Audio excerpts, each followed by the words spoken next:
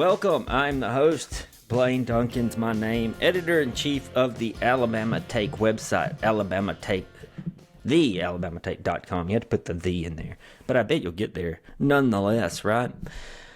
We're here. We're YouTube for you. What are we doing? It's us. Us is Adam.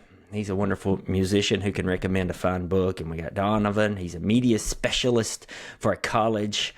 And he's got some serious film chops. It's Natalie, the lady we love to have on here for wisdom on Marvel and reality TV, Beyonce. And I am a mentally and emotionally challenged host. Hi. Hey. Hi. So yeah, how about that second episode of Loki that only half of us watched? Huh? I was at the point in this episode where I was like, I think I need to rewatch the first season because I don't remember who everyone is. Natalie said this last week. She said it was great, but nothing happened. Oh, I'm sorry. That might have had a rattle. She said it was great, but nothing happened, and we all kind of were like, yeah.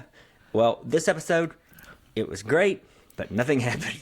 Yeah, everything momentous was kind of happening off screen, you know? Would you like for me to read my notes? Is it turning into like a vibe piece? Yeah. It's just a vibe. You just want to hang. Slow TV. Marvel slow TV. It's not slow. It's not slow. It's action-packed, and it's this guy's saying this thing, and they're doing this, and they're jumping into this, and it's fast-paced, but it's... If it was slow, I would like it more. I think so.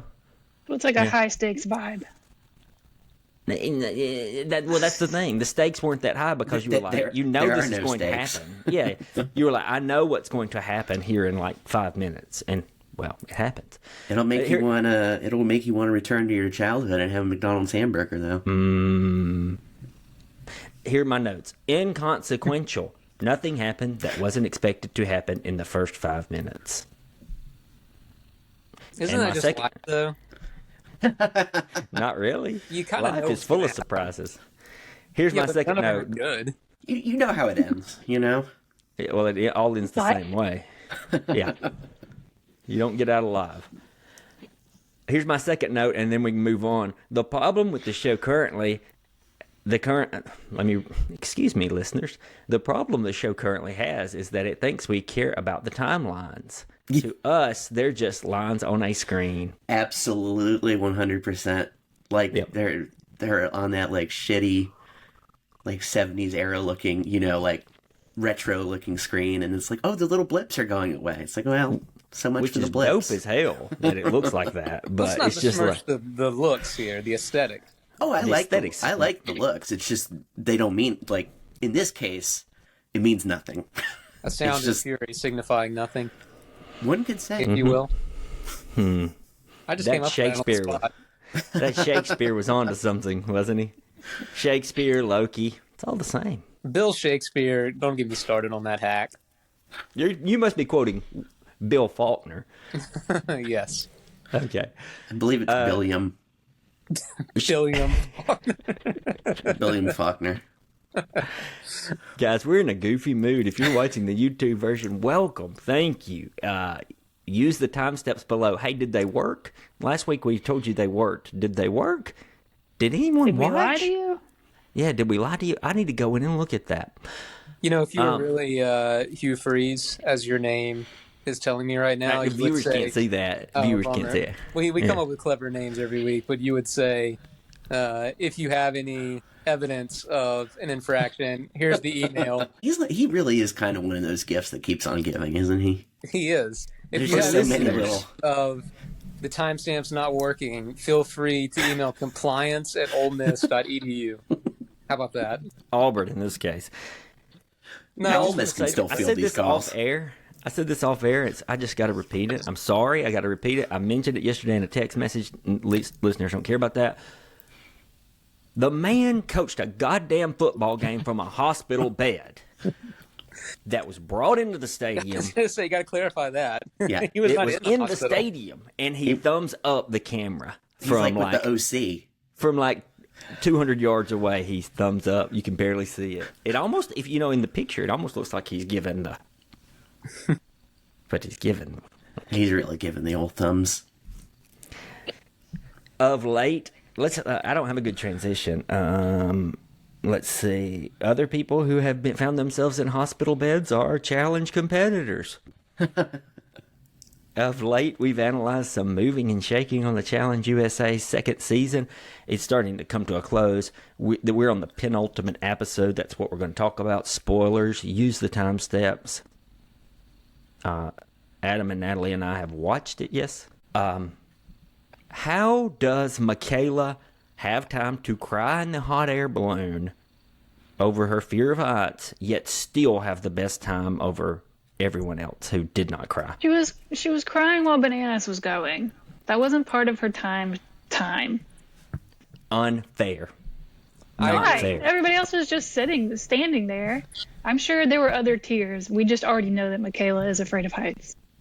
Here's what I assume happened is that they had to climb the ladder to a certain point on the basket, maybe touch something, and then the time stopped so that they could re-rig for this is a common reality show thing. Yeah, then they get to go. And then it's like, she's on the beam, go. So she must have just like gone as soon as the clock started. Her climbing was very impressive. Speedy. If it's something like they didn't start the clock until she started moving on the beam, and she got to like stand there and cry, or that would be unfair. I'm sure there was like a 3, 2, 1, go situation with the timer. These shows, the challenge has never been perfect at explaining exactly the rules for the viewer. I'm sure they do, off screen with the. It's gotten worse. It's gotten worse, yeah. Over them, they used to they would show, the time, and then it would stop, and then they would show the clock start again.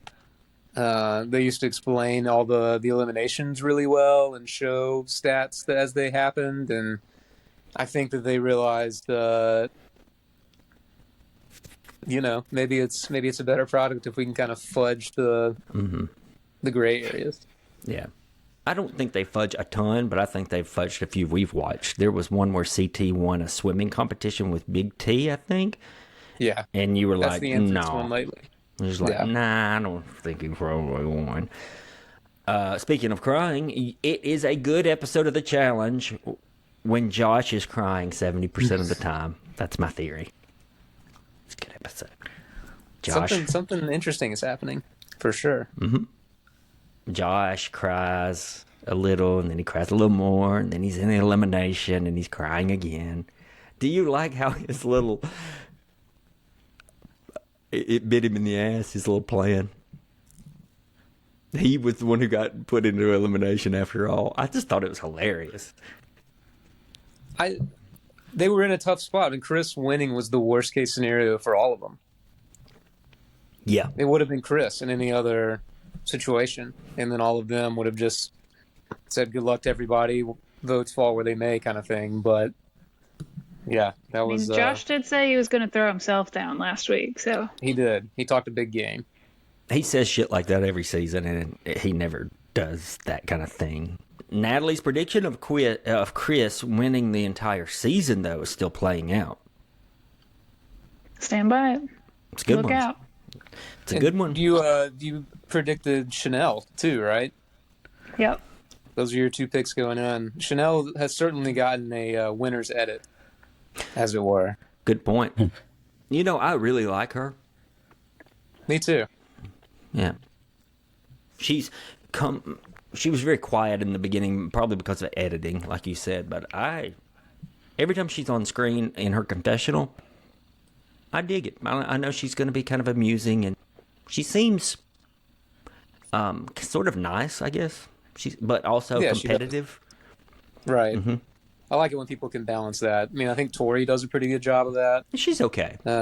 She can be a little petty at times. Petty's a good word. But she's been on screen a lot more at this point than Chanel. So, Donovan, I know you laughed when I said something about the winner's edit. I'm sorry. I think you could probably teach an English class the hero's journey arc by the way that they edit these. It's really fun. It's like they'll help you figure out the main character, right? Right. Hall Brawl was too watered down. with the pads and the puzzle inclusion. I'm sorry. I'm not trying to be brutal. I'm anti. What do you call it? MMA. Injury. Anti-injury. I'm not into the MMA. I'm not into the really violent shit. Blood sport. I'm not into it. But Hall Brawl needs to be. I think next year they should flip the order of how they traditionally do the eliminations, like the games, as at least like usually in the beginning they're kind of fun, they're a little goofy, sometimes they make people look stupid because they're just doing something silly, and then towards the end they get like these like crazy physical eliminations. Hall Brawl usually is towards the end of a season. Flip it around. I want to see the first two going into an elimination having to just like really prove to everybody in a Hall Brawl. I want to see the layup of the layups doing a Hall Brawl, not Fessy and Josh. I don't want to see Fessy in another Hall Brawl. Yeah, Fessy's got to do, and he did go out on that goofy game last time against Bananas and Nani, right? Yeah, and it was good TV. And it wasn't a goofy game; it was more like a balance kind of thing. If you've accepted that you are watching the challenge and it's going to be a certain level of goofy already, but didn't they used to do multiple Hall Brawls in a season? Yeah, They've done. Let me get my volume correct here, listeners. Yeah, they've done more than one in a season. Yes, even since I've started back watching of the last 4 or 5 years. I don't love the whole. Oh, sorry. I was gonna say there was one season a few years ago that they only did like 6 or 7 like classic elimination challenges, and then once they did them all, they did them again, but with a tweak or make them a little bit more complicated. Right. I think the Hall Brawl is like the gate to the final is. I don't love that as I'm with y'all as a recurring theme. It would be very entertaining and interesting to do it early. Second elimination, first one even. Yeah, pretty interesting. We're trying to get out of this segment kind of quickly for various reasons. But Adam, give me a guy and girl winner. If you're Vegas, you don't bet against Bananas, right? I don't.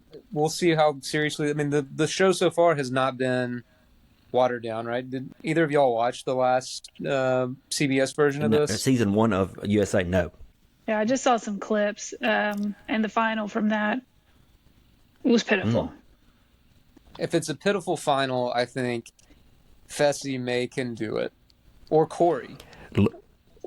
I mean, Chris also got the. I'm not going to talk myself into any of them. If it's a true final, that's the quote. We're not really in MTV land. I would pick Bananas all day. And I'll oh, sorry. I just want to clarify. It wasn't the challenge that was pitiful. It was the competitors. Like, I don't think anybody finished. Oh, fuck off. To them, not to you, Natalie. I appreciate the information. Rude. I'll stick with Bananas, and I'm gonna go. I'll just be a total homer, Tori. Though I think Michaela or Chanel's probably gonna do Natalie, it. All right, you've got Chris. You've said it for 4 weeks now. Who's the female winner? Mm-hmm. Okay, Chanel. Okay, I'm gonna go. Right. I'm not gonna go Fessy, and here's why. I think the preview showed some sort of eating challenge. He can't get through it. He cannot get through a eating challenge. Yeah. I love it. Love it. That's true. So give me, man, I'm going to give Corey his first challenge victory ever. And I'm going to give, I'll be different and give Desi a win. I don't know why. Just to be different. If we, like, of the newcomers, I would like rank her a her lot, though. last. Definitely. Me too. But maybe she's just like an endurance beast and is going to run She looks for days in once they very get good out there. shape.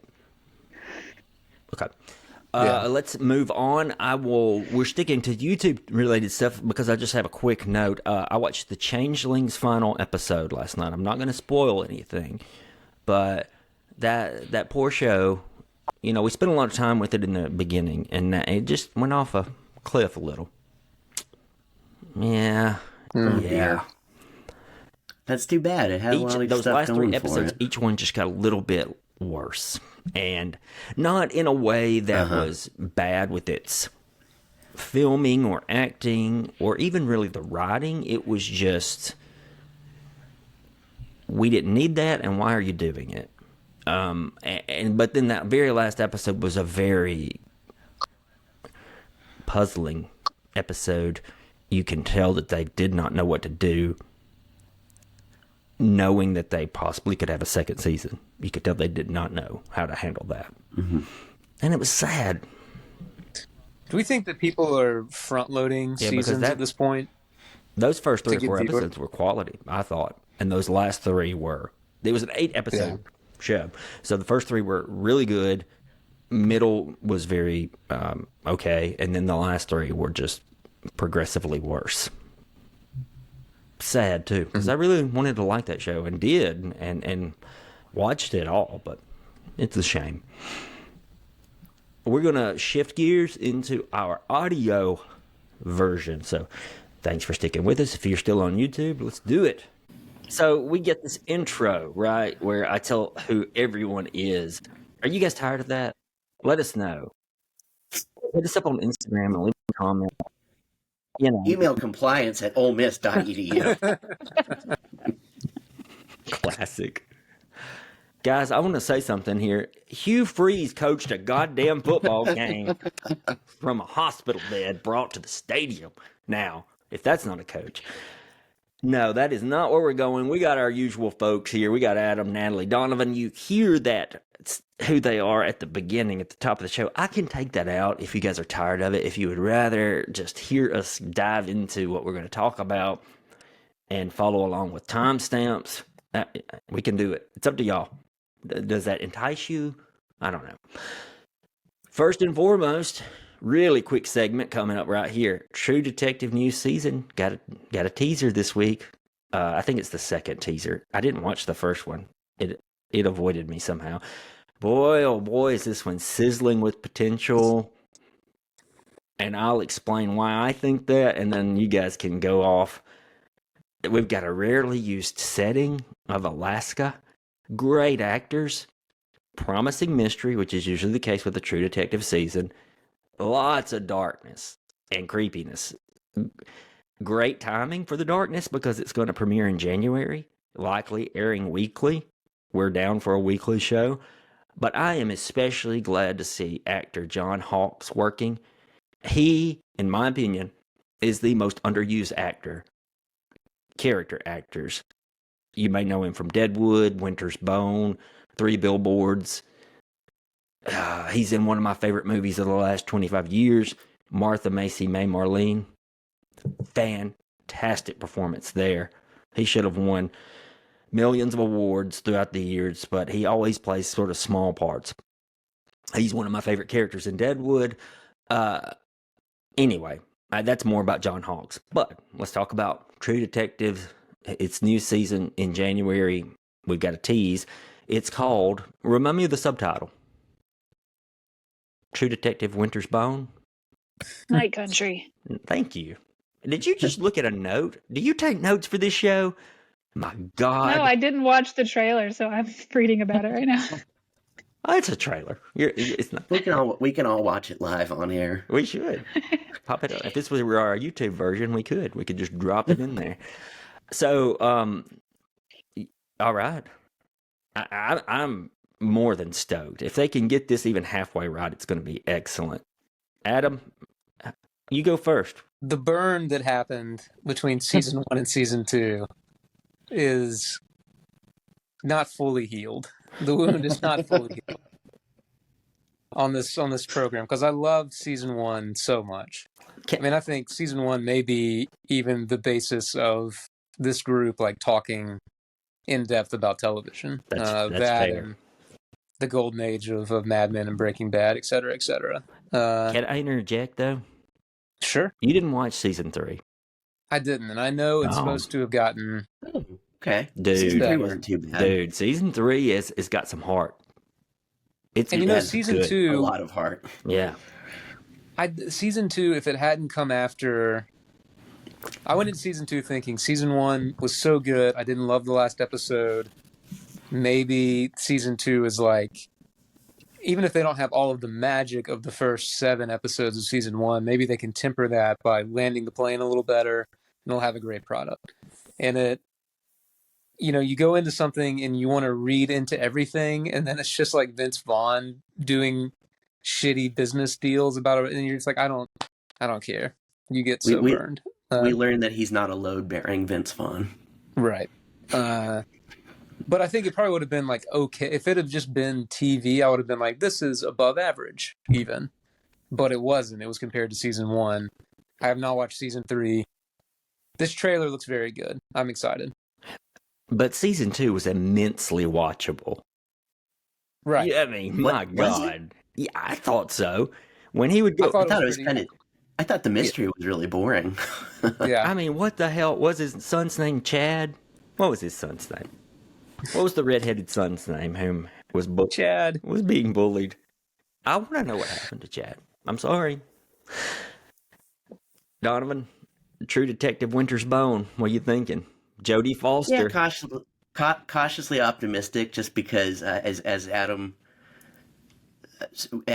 spoke for me, where it's like the wound has not yet healed. Like, I liked season 3. Season 3 was definitely much better than 2.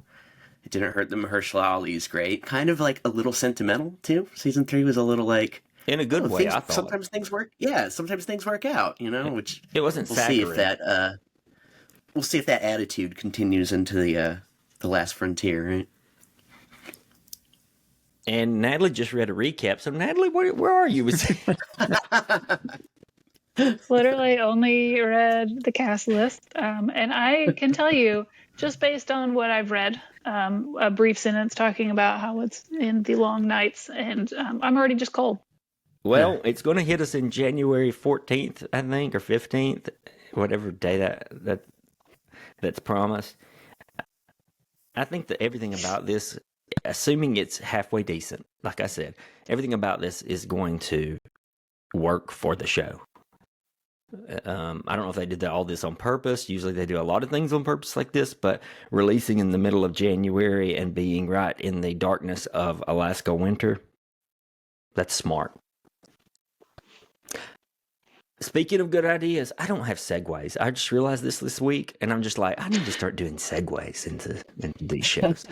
Speaking of good ideas, Netflix giving Wes Anderson 4 short films. Brilliant. And this is coming from a guy who, I'm not going to say burned. My Wes Anderson fandom dipped to the point where I wasn't a fan during, I don't know, the last 3 or 4 films. Although I did enjoy seeing Moonrise Kingdom. I did enjoy. That's the one you'd pick out of that? Yeah, I thought it was quaint and very kind of sweet. Yeah. I also saw. So there's a lot of judgment happening. I know, right now. but I saw it in the theater with my wife in Asheville, North Carolina, when it was like barely playing anywhere. It just had everything kind of meshed together to make that a good experience for me. Grand Budapest is, I think, one of his better movies. See, I didn't like that one. And I think Moonrise Kingdom is his worst movie. I can see it, but I have a soft spot for it. But we've got 3 to talk about, 3 short ones. Last week we talked about the first and the longest, which was The Wonderful Story of Henry Sugar. It's been noted by a few critics to take them all as a piece. You don't really have to do that, I don't think, but we can kind of do that as a group here to a degree. The second in the films is The Rat Catcher. Here you got Ray Fiennes as the titular catcher of rats. Man, this shows why this guy is a excellent actor. Is he an Oscar winner? Did he win an Oscar for The English Patient or not? That's a good question. Let me look that up real quick because I want to know. He deserves one from something.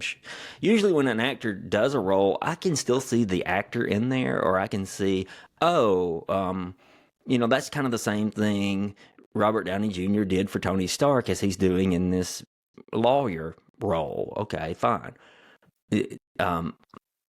sometimes a lot, sometimes a little that happens. Ray Fiennes seems to relish playing this rat catcher, and I really didn't see anything he had ever done much before.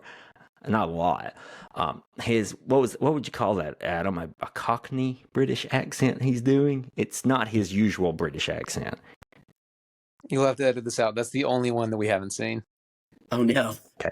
It definitely It's good. reminds. So the accent he's doing is very much like Crap, the character he plays in Bruges. It's like bruv. It's a Cockney thing, you know. We're in the South. We're in the Alabama for the most part. We're in the States. What do you think, Donald? South and certainly working class, right? Like it's not the King's English exactly. Fun one. Fiennes has my favorite line, and I think it's due to his delivery, which is, "Everybody's got rats." What a line! In context, Adam and Natalie, you'll like that. The rat catcher. What'd you think, Donovan? We'll be kind of general for Adam and Natalie, and then we can do more. I liked, and I think this applies to all of them. I liked all three, so thumbs up for me. It was kind of interesting how, like, you know, they all have PG ratings and are from Roald Dahl, who like is supposedly like a children's author mostly, but they're like kind of not really for kids. Like, I think if a kid watched this, they'd be bored. I also liked how, of the four of them, the rat catcher felt the nastiest. Just, you know how Roald Dahl could just, like, he could be a little nasty. So right? you said I don't know his work other than when they're made into movies. Okay. Well, you know, like in Charlie and the Chocolate Factory, they're basically, you know, going through hell, getting punished by their own vices. And like Matilda, the headmistress, is horrible and abusive. And James and the Giant Peach, the ants are awful. They get crushed by a giant peach. So I kind of like that it had that, like, it was a little strange. It was a little off. And it was a little, like, uncouth. What'd you make of the ending without spoiling it? Me either. I don't know. I thought it was a good ending, but I had no I'm idea a what fan for ambiguous ending, and I love this one. It made me think a lot. Let's get into the next. Poison. I think it's one of my favorites of the four, if I had to say. Tough just to say, but we'll talk about it more when we get into the fourth and final. But Poison, very much one of my favorites of the four. It focused on conflict, which created such a heightened tension, and then that sudden ending, which may be construed as ambiguous as well at first glance. What did you make of the ending, or maybe even as a statement of what we do to people who are willing to help us? You know, that's was my question after watching it. But take any part of this, start at the end if you want. Adam, you guys have seen Poison. What do you think? Of the three that we've seen, this was the most that felt like I was somewhere between watching a film and listening to Audible. The information was so rapid fire, and maybe the closed set, you know, they've all been closed sets essentially, but it just made me really think on, like, basically being read a story by someone who's particularly into the dramatics of it. But still, the acting was, of course, great. But, I thought that one went by the fastest out of all of them. If that's a positive thing to say about a piece of film, I don't know. But, I mean, it just was pretty rapid fire, breathless, as it should have been. Yeah, that's funny that you had that reaction for this one, because I actually had the audiobook reaction for the Swan more than I did for Poison. That was the one where I was like, oh, it's like a nifty audiobook. The Swan was definitely in the neighborhood, too. I saw someone's review that was like, I think I'd like anything if it was just Dev Patel talking at the camera as fast as he possibly can. And yeah, that's sort of been tested this week. That's something Natalie said, is it almost becomes difficult to hear all of the words. They're so fast.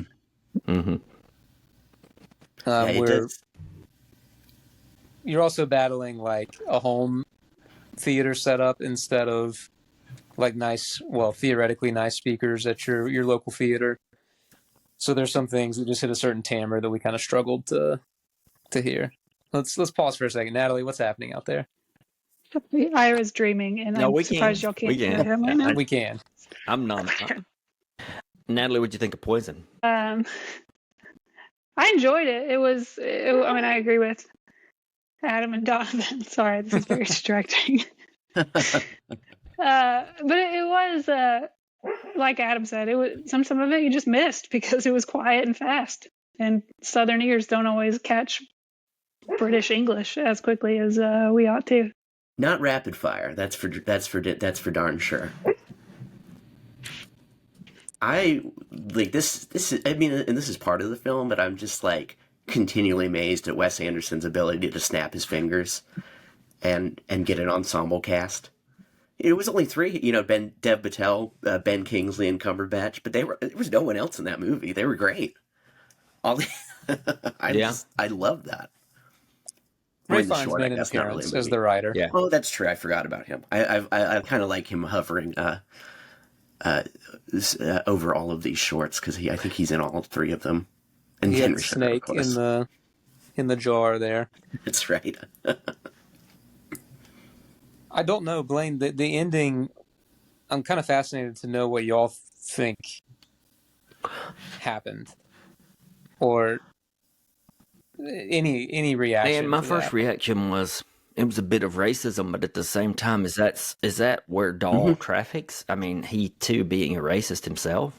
I thought it was more like, yes, it is race and colonialism, but we're not necessarily sympathetic to him being nasty. We're more on Or the maybe side it's of the doctor classist. who understands that like he could literally save your life, and he would never afford you the respect that he deserves. And there's also something of like when Dev Patel tries to congratulate him at the end and say, "You saved his life." Mm-hmm. That's a great thing. And Kingsley's character is very unsure how to, what. There's like a blank space of an accomplishment and the bitter taste of how he was dismissed. Mm-hmm. Mm-hmm. So it's not like he, put a tourniquet on him or restarted his heart or did something very material, and then the guy was nasty to him. He may have done something that saved his life and then just goes away into the ether, for lack of a better term there. Yeah, it kind of.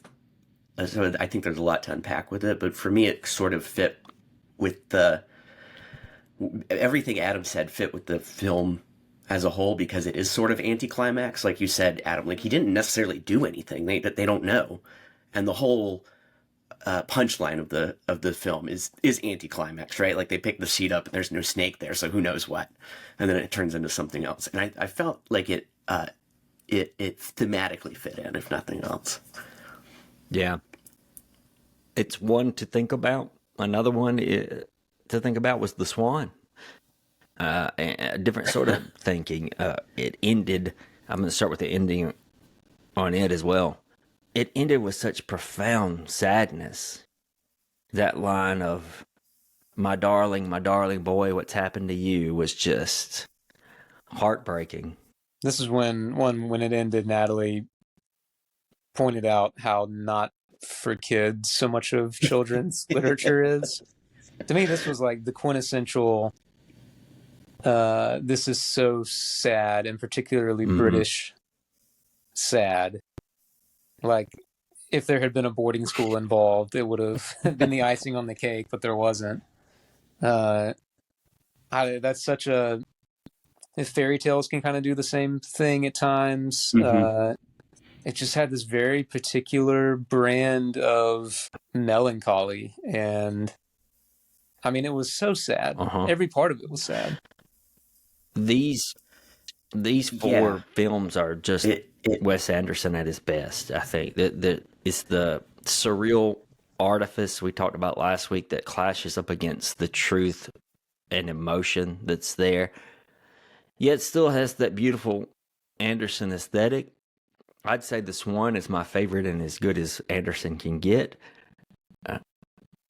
with Poison being probably my second favorite of the four.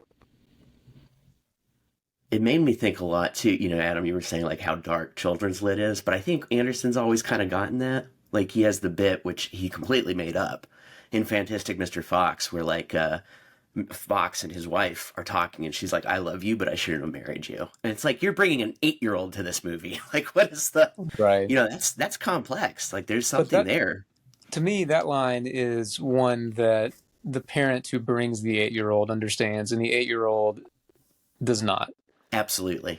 The Swan is like, they shot this bird and cut its wings off. This is the saddest, most brutal, and most surreal thing I think that Anderson has ever done. Yeah. It's definitely the most fantastical. Yeah. Yeah, if that, I mean, if we're that makes sense. forgetting that they also tied this kid up and put him to be run over by a train to start it off.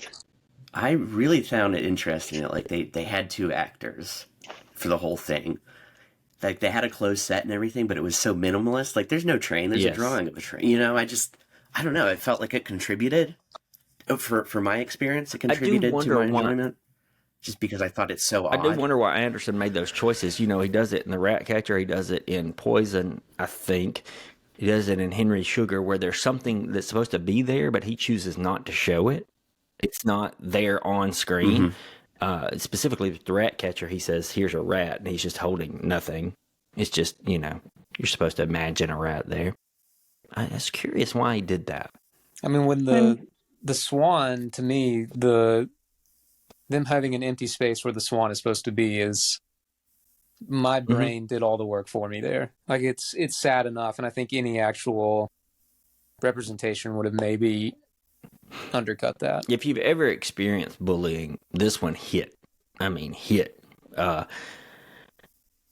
I think it maybe says something about those of us who appreciate the beauty in simple things like birds and nature and tend to be a magnet for the type of bullying you see here.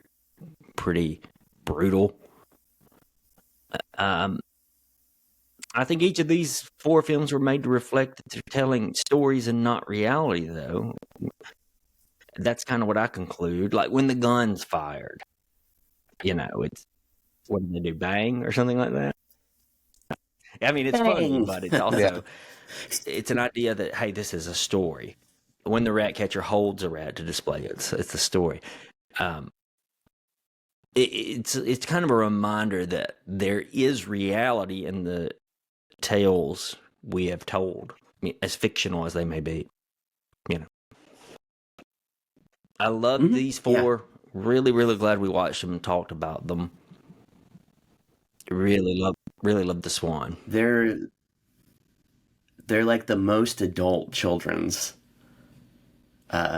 shorts, I think, like short films that I've seen for a long time, because like, I don't know if an 8-year-old would be entertained by this, but I sure liked it. The Swan would be good to show in a class, I think. We talked about this in the YouTube portion, where you could do something for a class in college or younger, you know, high school. But this one you could, I think. And bullying is still ever present in high school, a little bit in college here and there, but still a thing. I mean, even beyond bullying, it just feels like it's also about the viciousness of a kind of person who, and possibly we've all been that kind of person at one point, who has to destroy everything in order to own it, who can't just let something be. He can't look at the bird, he has to kill the bird. You know, he can't look at the swan, he has to kill the swan. Because you hit me right between the eyes with that one. Let's do that, actually. Let's take a break so that in the next segment, we're going to talk about the fall of the House of Usher for a little bit. That's okay. Hey, speaking of autumn, which is also called fall, we're going to talk about the fall of the House of Usher. Nailed it. See, really trying to work on my segues. Should have gone with like an actual Usher lyric Well, to get into it. Yeah. Yeah. let me begin this segment by saying that it's not a reality show about the singer-songwriter. So if you haven't watched, Well, you just lost want me.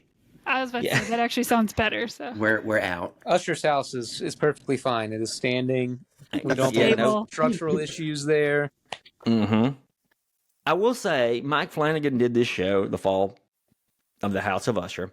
And I think it's a very wise choice from Flanagan not to do blackface with the man playing Usher. I do wish he would have cast a black actor, but, you know, who am I to complain? No. The Netflix show is from creator, writer, director Mike Flanagan, who's done other shows for Netflix in the same genre. He's done The Haunting of Hill House, The Haunting of Bly Manor, Midnight Mass, and The Midnight Club. Maybe one or two other things. Much like those, he's taken an old horror story and modernized it with a lot of additions or combinations of that writer's work weaved throughout. The family of Usher, it's a family, it's not the singer-songwriter. The family of Usher in this one, rather than in Poe's original, is Big Pharma family, who has made their millions from addictive medicine called Ligadone. In the opening scenes of the very first episode, the patriarch Roderick Usher is left alone in a way, almost alone, as all of his 6 children, he has 6, they've all died under odd circumstances, of course, because it's Mike Flanagan. So we're going to spoil the first episode for sure. If you just really want a idea on, should I start watching this, we'll start general, but then we'll tell you spoiler, and you can, I don't know, watch it or not. We can also dip if y'all want to talk about 2 and 3 in detail. Might do that. Yeah, we may spoil episodes 1 and 2, okay? But we'll start general. We'll tell you when you can stop. If you haven't watched it. If you have, let us know what you think, too. To start general, though, are any of you Edgar Allan Poe fans? Would you call yourselves that? I don't know fan so much, but I mean, he is really influential, right? Like everyone read The Pit and the Pendulum, The Telltale Heart, the one with is it the black cat, right? Where he puts the cat, his wife's body in the wall, and the cat's still in there too, eating her. It's just, it's so gruesome and grotesque. It sticks with you.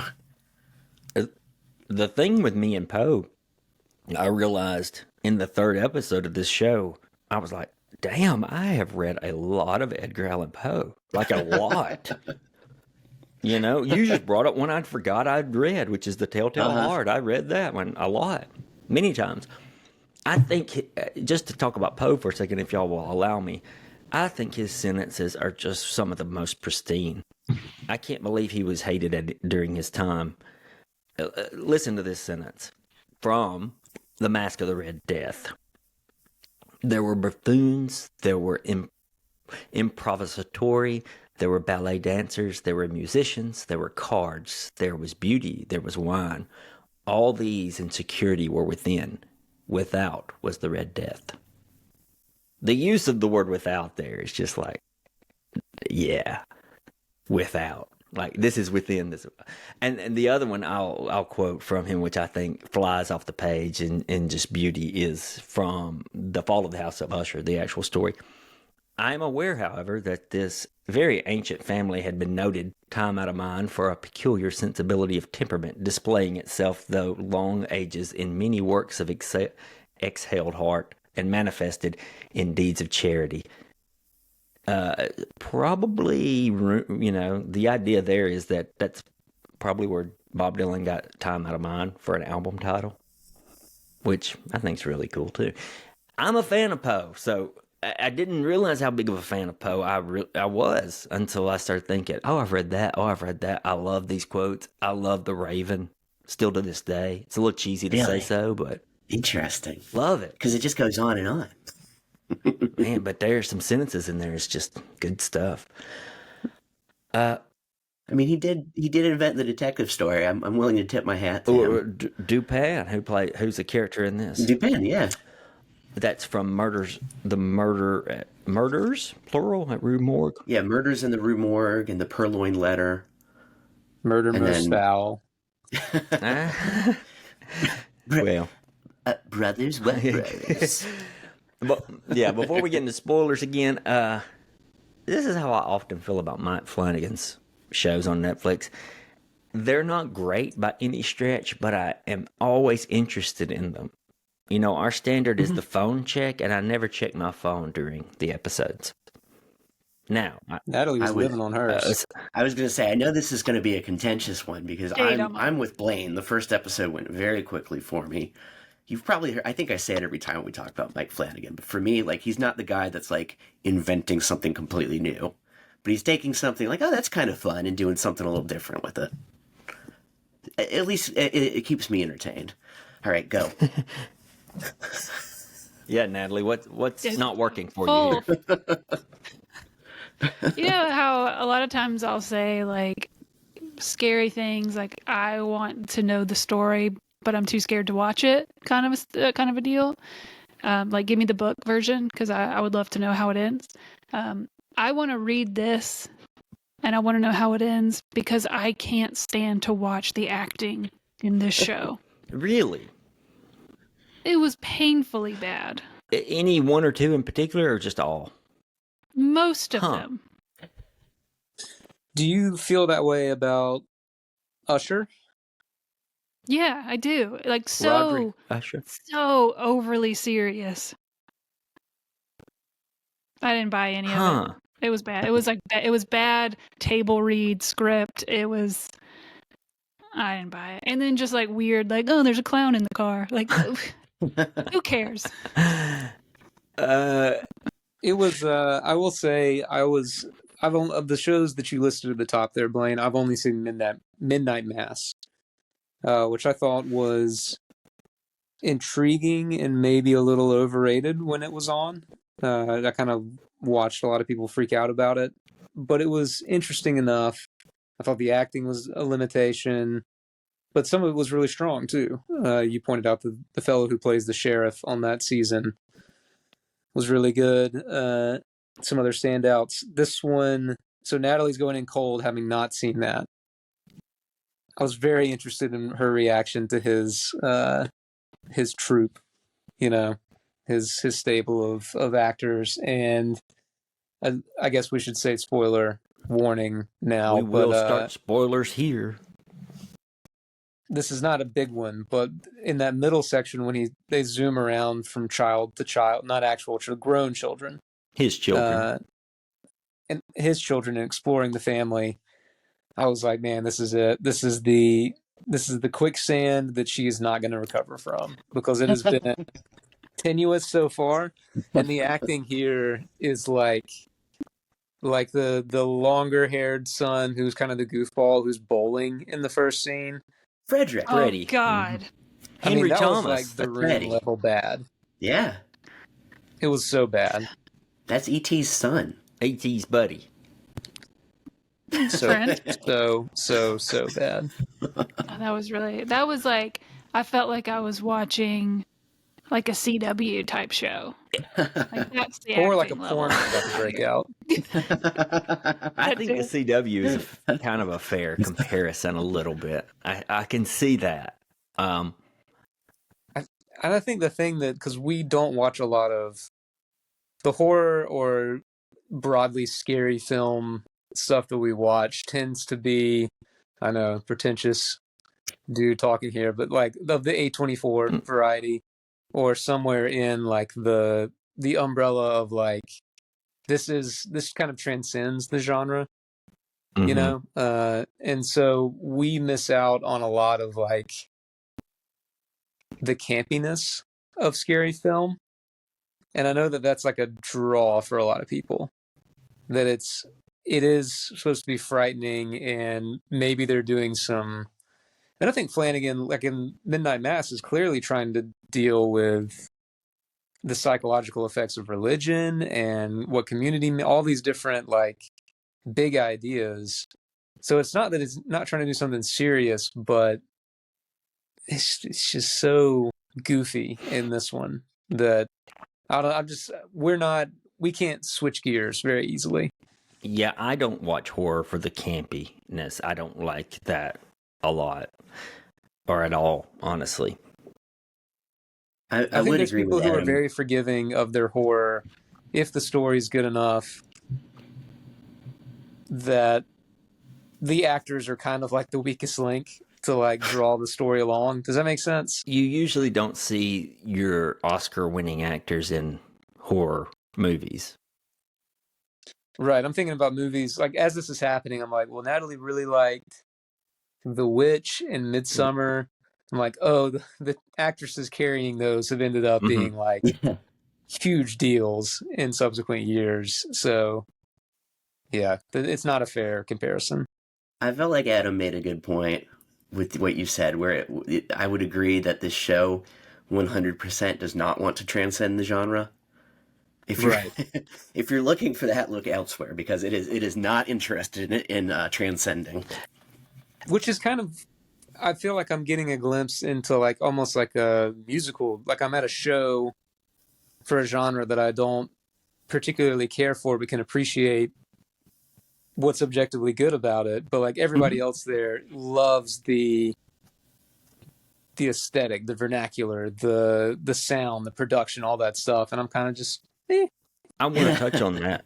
because I am intrigued after episode 1 to continue watching and find out what happens. I want to touch on that aesthetic specifically in just a second, but actually my gripes about this show are that it's not scary enough compared to his other works.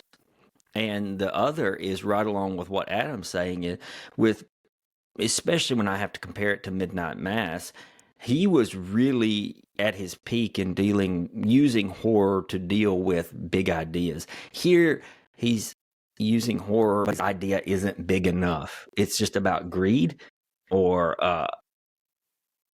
what should you do as a billionaire, and that is just not interesting enough.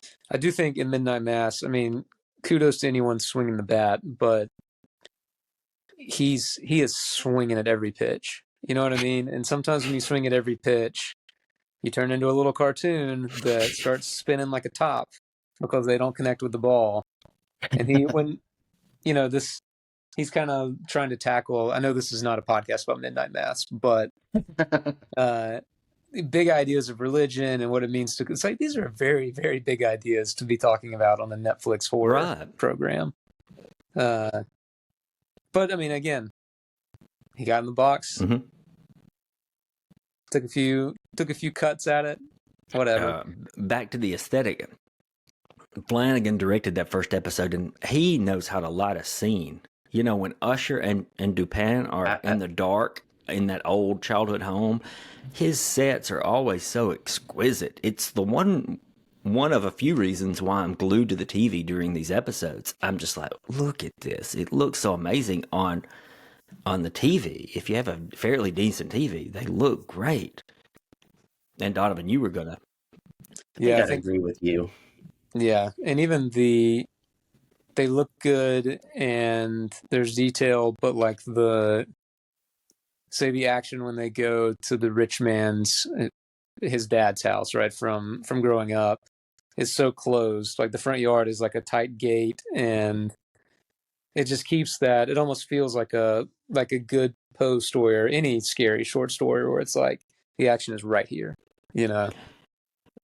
One of Flanagan's faults is that he does start off only okay and not excellently.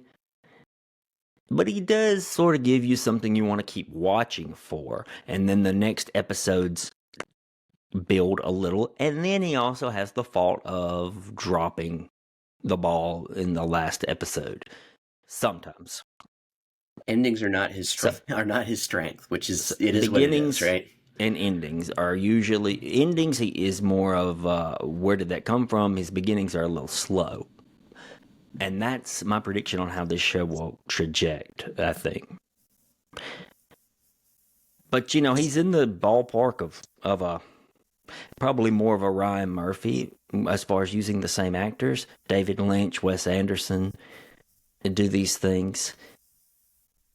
It can be confusing sometimes because you're thinking, wait, who is this? Because it's a big cast, always. Because, like, I know you, but I don't know how. And was it from this Adam, show? you messaged me shortly after you watched the first episode with complaints about a specific acting choices, maybe even a particular line reading. What was that? You never went into detail. or maybe it was Natalie who had said it to you, and you were relaying that. Oh, I think that y'all hadn't seen it yet, and so my critique was just going to be what I said about when we made it to the section with the kids. That was my single line of complaint. I didn't have a single line of dialogue that I'm pulling out. Just that those scenes with the kids were so bad that it was, when you're like, I feel like I have a small foot in the camp. I know kind of what his aesthetic's going to be, and so I'm kind of watching Natalie too, who doesn't like scary stuff generally. It's like there are so many falling off points here for her. I'm never going to convince her to watch episode 2. It's fair. I can see it. I get the complaint. I do think it's a bit of he should have come up with another idea to get all of those kids in the same room. He was trying to do that so you could differentiate between them and say, here they all are. This is the one who does this. This is the one who does that. He should have come up with another way of doing it. He's mirroring the Sackler family here. But in this case, there's an informant in the Usher family. So you had to get them all together to give each other side glances and say, is it you? Is it you? And it Sure. I think that did not work. I feel your complaint there.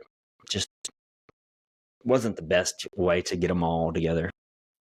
The second bit of plot information is that Roderick Usher gives a huge amount of cash to invest to each of his kids, assuming they can pitch something decent enough, and he'll say, okay, here, go create whatever. Which we'll get into that. That's a plot point that might come up. Before Adam and Natalie dive out, so that we don't spoil episode 2 for them, one new addition to Flanagan's cast is none other than Mark Hamill as Arthur Pym, the creepy and laconic family lawyer. Any thoughts about him? I guess he's not quite in episode 1 enough, but he's there. Yes. That was Mark Hamill?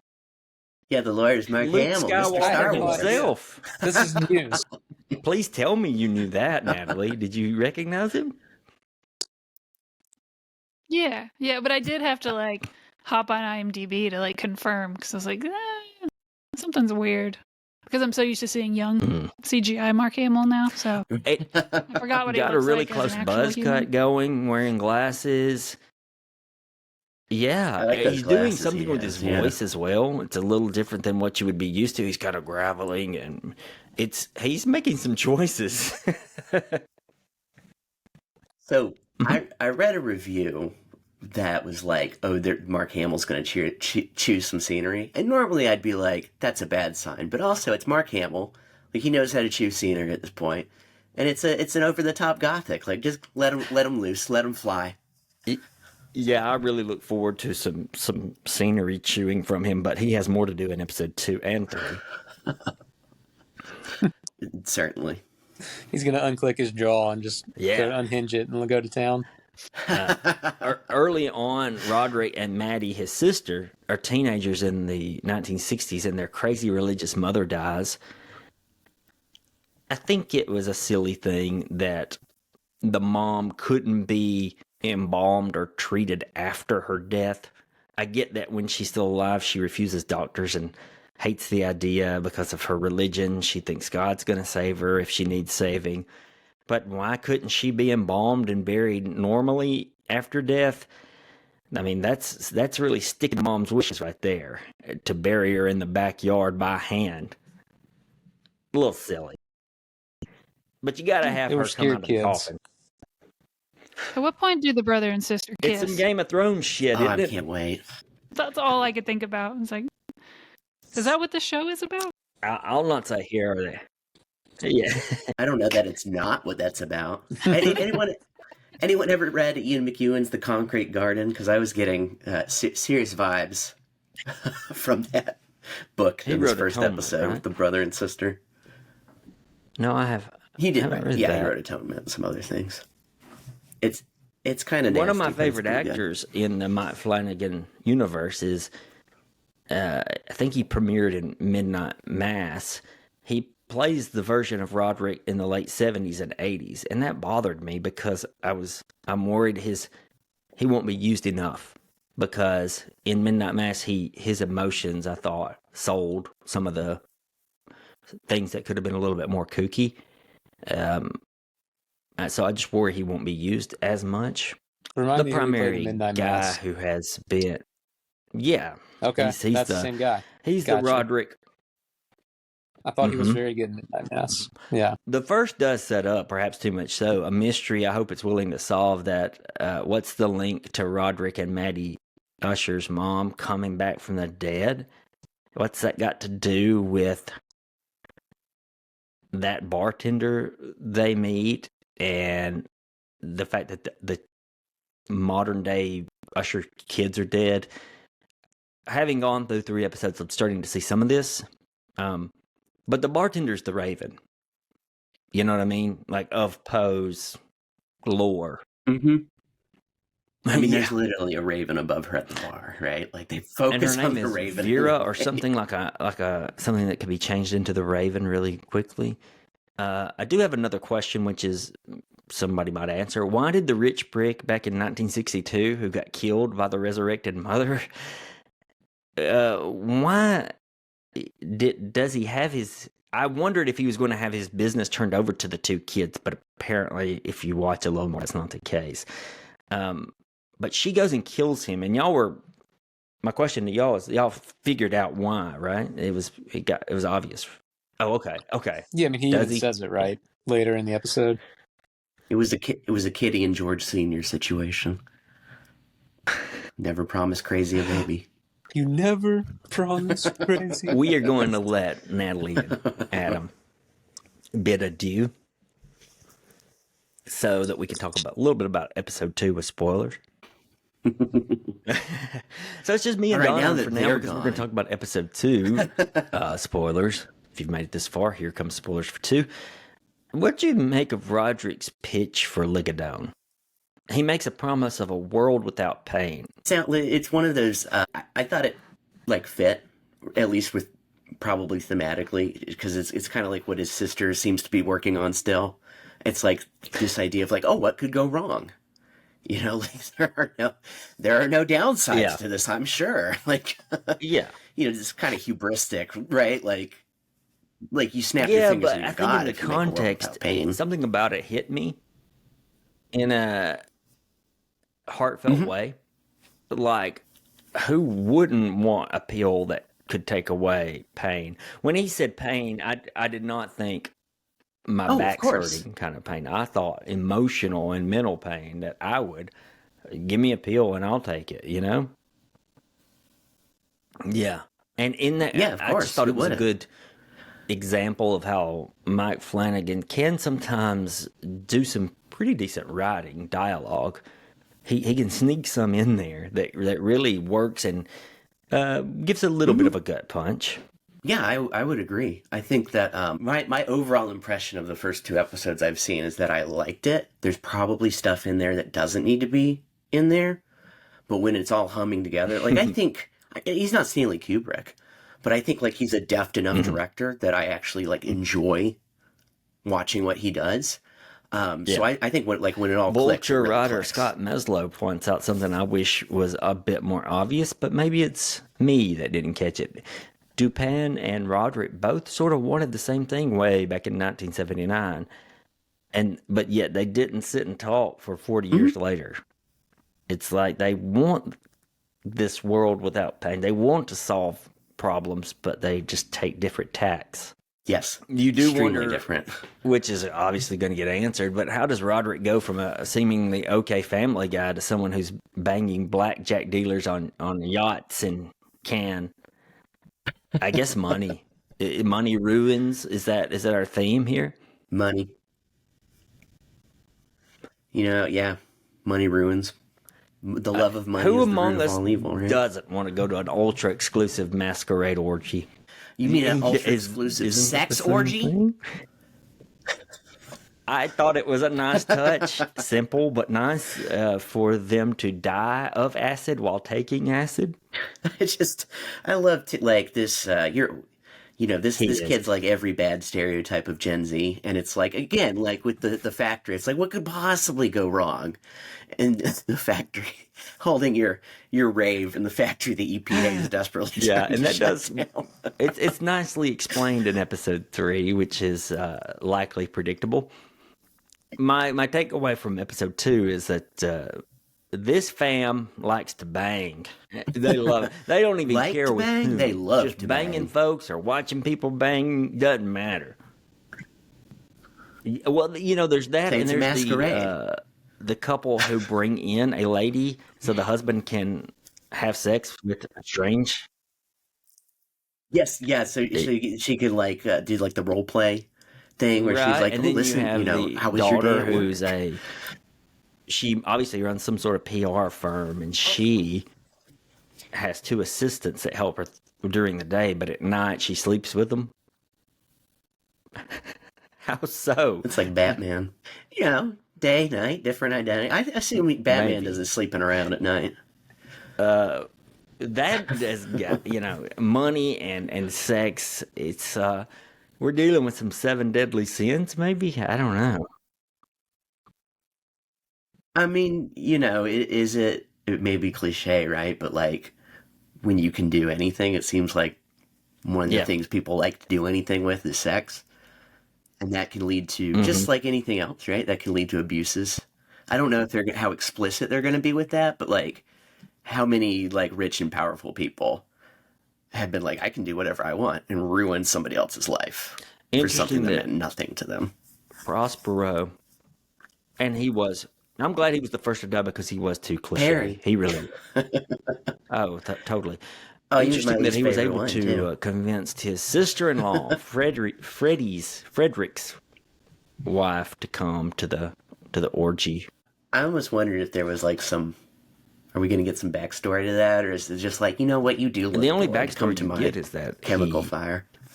hates his brother and just wants to stick it to him somehow or another. Which is, Right, yeah. you know, why? Yeah, you're right. We need some wine here. Is this show great? No, but it's so fun. No. This kind of what I think I was trying to say, agreeing with Adam by saying, like, it doesn't want to transcend the genre. But if you like, and like, I'm not going to say that it's like stretching me as a person, but it's like if you like some of these beats and you like to see like little twists on them, you will be entertained. It's a good. It is. It's a good Halloween show. Fine with me as far as that goes. How much of this is Mike Flanagan tired of Netflix? You know, he's going to be working. He's going to be working with Amazon going forward. I think he got a little tired of Netflix somewhere along the way. I don't know. During this process. Amazon probably gave him more money Right. too. I can't imagine it's super different, right? I think I'd read somewhere where Flanagan was not incredibly happy with some of the Netflix stuff. And so he's going to be with Amazon Prime, I guess. I don't know when that happened or how much of it involved this show or during the show. So how much? Not quite. Yeah, I would say he's not like phoning. Is this going to be his best know. friend? I don't think it will be, though. Yeah. Oh, no, certainly. It is fun. But it's fun. I'm enjoying it. Do you want to watch rich people Yeah, get it's a good knocked point. off? That's a good Well, I point, have a show for especially you. gruesomely, apparently.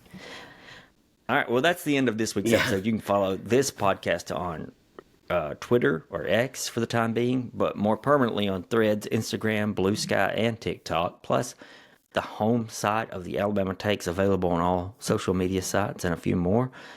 If you enjoyed something you heard today, go to your app where you listen to the podcast and give it a rating or a review. Until next week, I'm Donovan Rodwald. He's Blaine Duncan. Something like that. Signing off. See you guys. Signing off. Good night, Mr. and Mrs. America.